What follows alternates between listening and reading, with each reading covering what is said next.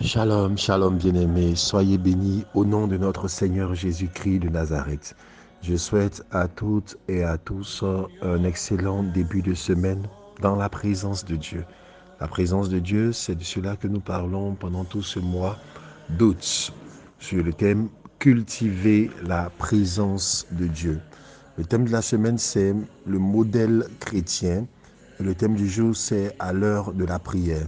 Ce thème sera soutenu par une référence biblique trouvée en Actes chapitre 3, le verset 1 qui dit ceci.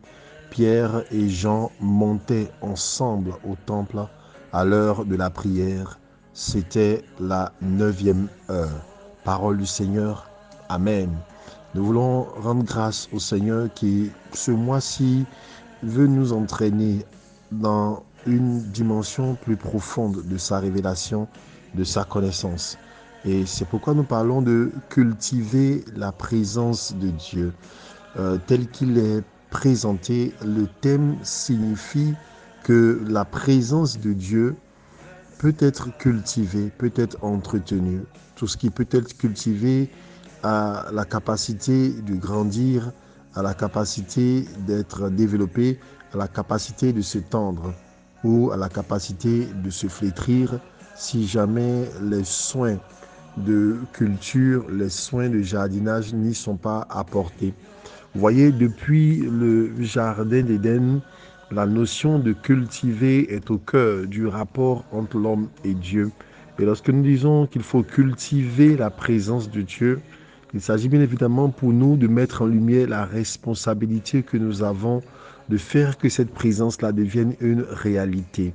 Dieu, dans son essence, dans sa quintessence, dans sa présence, n'est pas dépendant de nous pour exister ou pour se déployer, mais la présence de Dieu comme réalité, comme phénomène que nous pouvons vivre et expérimenter avec les bénéfices qui y sont attachés, dépend de notre capacité à la cultiver, à l'entretenir. Donc elle pourrait grandir, elle pourrait se développer ou elle pourrait se flétrir en fonction de notre aptitude, de notre diligence dans la culture de cette présence-là. Et c'est de cela que nous voulons parler donc pendant ce mois, de cultiver la présence de Dieu. Le modèle chrétien et l'heure de la prière sont des éléments qui nous présentent comment cultiver la présence de Dieu. Pour la petite histoire et la mise en contexte de ce que nous sommes en train de développer ce matin, il s'agit de la délivrance, de la libération, de la guérison d'un boiteux. La Bible rapporte que cet homme-là était boiteux et qu'on le plaçait à l'entrée, à la porte du temple, afin qu'il demandât l'aumône à ceux qui entraient et qui sortaient. Il n'était pas dans cette présence-là. Il n'était pas dans le temple. Il était au bord du temple. Il était à l'entrée du temple. Et nous allons réaliser que le miracle de ce qui a été opéré en la faveur de cet homme, c'est non seulement qu'il retrouve l'usage de ses jambes, mais c'est aussi et surtout qu'il a pu par la suite entrer dans le temple avec Pierre et Jean. Donc le véritable miracle n'est pas celui qui touche notre physique uniquement, qui touche nos finances uniquement, mais le véritable miracle tel qu'on a pu le voir dans la Bible est celui qui nous introduit dans la présence. Parce que la présence, c'est ça le véritable miracle. Parce que la présence, c'est ce qu'on a réellement perdu depuis le jardin d'Éden. Parce que la présence, c'est la connexion à la source qui produit toutes les autres choses. Souvenons-nous que le Seigneur a dit aux lépreux qui étaient revenus, va, ta foi t'a sauvé. Alors que les 9 autres avaient été également guéris, mais en ce qui les concerne, on ne parle pas de salut. Donc, ce salut-là qu'il a obtenu a été la conséquence de ce qu'il soit revenu dans la présence de Dieu. Voici le véritable donc miracle. Le véritable miracle, c'est la présence de Dieu. Entrer dans cette présence-là. Ce boiteux qui en était exclu, ce boiteux qui était donc à l'entrée du temple, ce boiteux qui n'était pas dans cette présence-là, reçoit un miracle lorsqu'il est admis à la présence de Dieu. Mais ce qui est intéressant aussi pour nous à comprendre, c'est comment ce miracle a été mis en place, comment ce miracle a été orchestré. Il y a des choses qui sont présentées, qui sont évidentes, c'est vrai. C'est la foi qu'il a eue, c'est l'audace, c'est ce que Pierre et Jean avaient et qu'ils possédaient comme attribut, le fait que la présence de Dieu les accompagnait. Mais aussi un élément qui nous intéressera aujourd'hui, c'est le moment auquel ce miracle a été opéré. La Bible déclare que c'était donc à l'heure de la prière. Pierre et Jean montaient et c'est à l'heure de la prière. Ce miracle donc s'est opéré à l'heure de la prière. C'était quelle prière? La prière donc du rassemblement. La prière donc où tous les enfants de Dieu étaient réunis et ils élevaient donc leur voix vers le Seigneur pour pouvoir donc prier, pour pouvoir donc l'invoquer. Nous allons donc comprendre qu'il y a une grâce, il y a une puissance dans cette présence-là. Mais nous allons surtout comprendre qu'elle est orchestrée par certaines habitudes de prière. Il est assez intéressant de noter que la Bible ne dit pas c'était le jour de la prière, mais la Bible dit plutôt c'était l'heure de la prière. La petite nuance est intéressante parce que si la Bible ne dit pas que c'était le jour de la prière, c'est bel et bien parce qu'il n'y avait pas le jour de la prière en ce qui les concerne. Il y avait peut-être des heures. Pourquoi il n'y a pas de jour de la prière? Parce que tous les jours étaient des jours de rassemblement. Souvenez-vous que Actes des Apôtres nous précise qu'ils étaient tous les jours assidus au temple. Donc du lundi au dimanche, ils étaient au temple. Vous voyez, les conditions de notre vie moderne rendent peut-être plus ou moins difficile, mais pas impossible. Je crois pour ma part que quelquefois, par raisonnement ou par logique humaine, que je ne discuterai pas forcément dans le fond, il nous est apparu difficile d'avoir le même régime de prière que les premiers apôtres, la première église, de sorte à être tous les jours du lundi au dimanche au temple.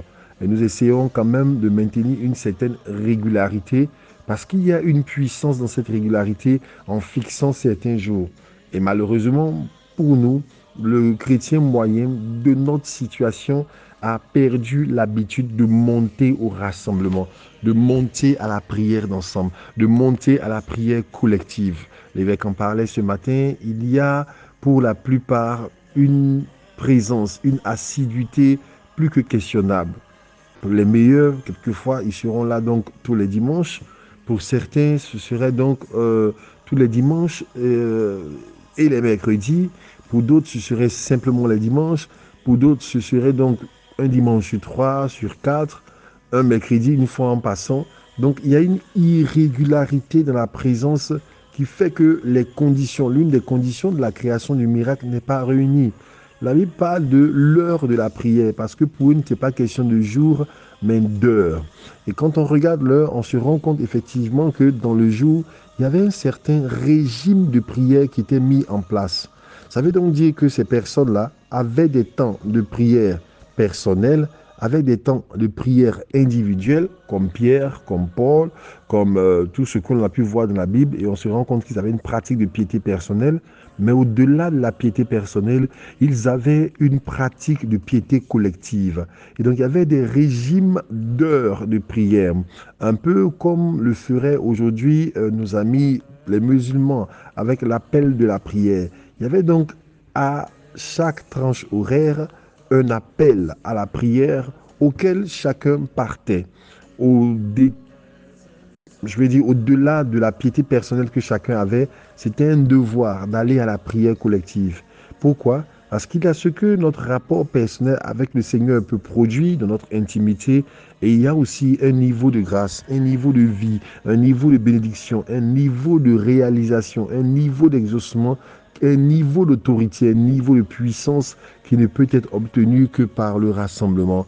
Et la Bible est remplie de versets qui en parlent. Il est beau, il est doux, il est agréable pour les frères de demeurer ensemble, dit le psaume 133. C'est là que le Seigneur apporte sa bénédiction, la vie pour l'éternité. Là où deux ou trois sont assemblés en mon nom, je suis au milieu d'eux et j'accède à leur requête. Une garantie de réponse liée au rassemblement. Si nous voulons cultiver la présence de Dieu, si nous voulons expérimenter cette présence-là comme une réalité qui déploie un niveau de miracle sans précédent, de sorte à ce que certains combats que certains frères sont en train de mener, mais qui sont peut-être plus ou moins longs, qui sont peut-être plus ou moins lents dans la manifestation de la réponse. Si nous voulons entrer dans une dimension d'accélération divine, de réponse rapide, de miracle extraordinaire, dans un quotidien miraculeux dans lequel le surnaturel devient très ordinaire, il nous faut ensemble comprendre que la responsabilité ne doit pas reposer sur les épaules de l'homme de Dieu, du leader, sur les épaules du pasteur, sur les épaules de quelques responsables, mais c'est notre responsabilité d'amener notre pierre à l'édifice en faisant en sorte d'établir un autel de prière qui brûle constamment par nos rassemblements. Il nous faut de la consistance, il nous faut de la continuité, il nous faut de la régularité, il nous faut un régime de prière qui rassemble les enfants de Dieu aussi souvent que possible dans la prière. Alors nous vivrons un miraculeux extraordinaire. Ma prière pour chacun de nous, c'est que nous réalisions qu'il est de notre responsabilité de participer au rassemblement, de cultiver cette présence de Dieu ensemble. Et nous verrons des dimensions d'onction que nous n'avons pas encore vécues et Dieu se manifestera à des niveaux extraordinaires. Que la grâce de Dieu soit sur vos vies, qu'il vous bénisse, qu'il bénisse cette journée et qu'il relâche des mesures de faveur sans précédent par sa présence dans vos maisons, dans vos familles, sur vos routes, quoi que vous soyez en train de faire. Au nom de Jésus. Amen.